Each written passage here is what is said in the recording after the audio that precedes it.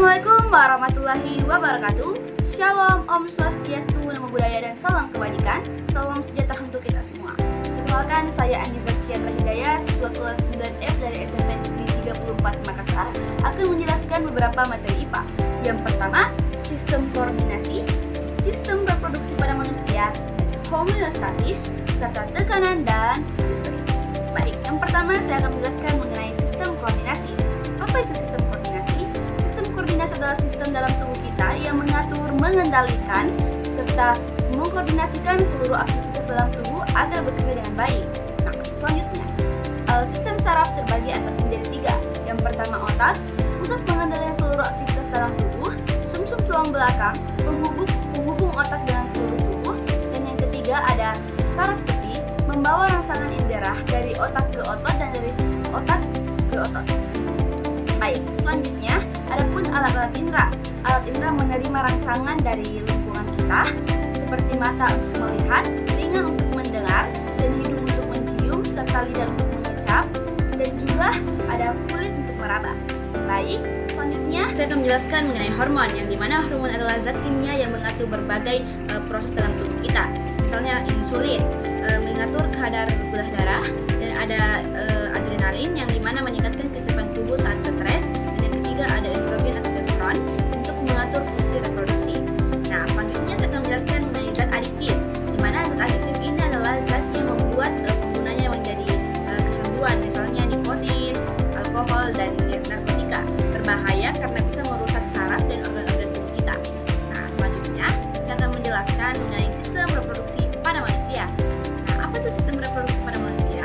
Sistem yang berfungsi untuk menghasilkan keturunan, dan ini ada pada laki-laki dan ada pada perempuan. Organ terpenting pada reproduksi laki-laki seperti testis menghasilkan sperma, dan sekrotum pelindung testis, dan penis untuk menyalurkan sperma dan saluran sperma untuk tempat lewatnya sperma.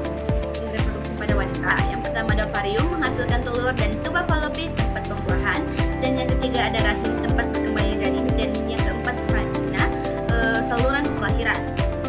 Adapun siklus menstruasi yang perubahan bulanan pada tubuh perempuan. Yang pertama ada hari 1 sampai ke 5 menstruasi, hari ke-6 sampai hari ke-14 ada pematangan sel telur, dan hari ke-14 ada ovulasi atau pelepasan sel telur, dan hari ke-15 sampai hari ke-28 ada penebalan dinding rahim. Dan selanjutnya saya akan menjelaskan mengenai siklus kehamilan, yang dimana terjadi jika sel telur dibuahi sperma lalu menempel di dinding rahim dan berkembang menjadi janin. Berkembang menjadi janin tersebut bisa menghasilkan keturunan. Dan ada pun beberapa penyebab pada sistem reproduksi, seperti infeksi saluran reproduksi, kanker serviks, dan sifilis atau gonor, dan ada pun HIV atau virus. Nah, saya akan menjelaskan mengenai homeostasis. Homeostasis adalah kemampuan tubuh untuk menjaga kondisi dalam tubuh agar tetap stabil walaupun di lingkungan itu sering berubah-ubah. Contohnya seperti pengaturan suhu, seperti pengaturan kadar cairan, dan seperti pengaturan gula darah.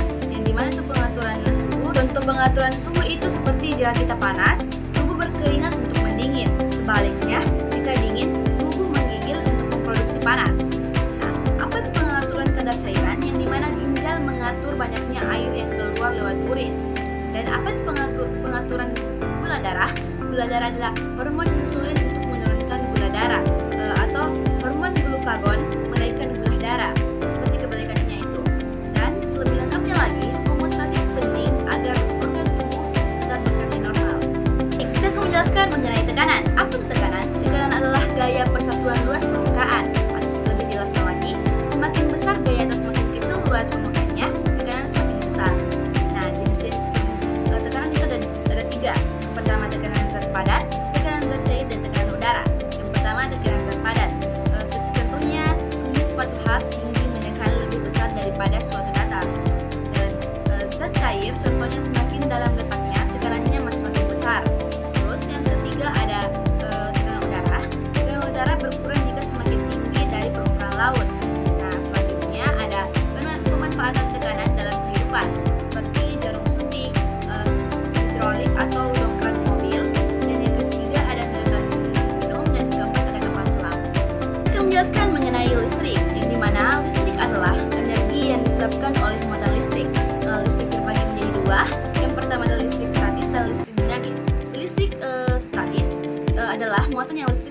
bergerak. Contohnya ketika rambut berdiri ketika digosokkan balon. Dan yang kedua ada listrik dinamis, listrik yang mengalir. Contohnya motor listrik kita di rumah. Baik. Nah, adapun gaya listrik seperti gaya tarik atau tolak antar benda bermotor listrik. Dan adapun beberapa pemanfaatan listrik seperti menyalakan lampu, menghidupkan alat-alat elektronik, serta mesin industri. Dan adapun beberapa gejala listrik statis, misalnya itu baju menempel setelah dijemur, dan adanya petir, dan rambut tertarik saat dekat dengan balon. Baik, mungkin cukup itu yang saya dapat jelaskan mengenai sistem koordinasi, sistem reproduksi pada manusia, dan homeostasis, tekanan serta listrik. Dan kurang lebihnya mohon dimaafkan. Wabillahi taufiq wal hidayah. Wassalamualaikum warahmatullahi wabarakatuh.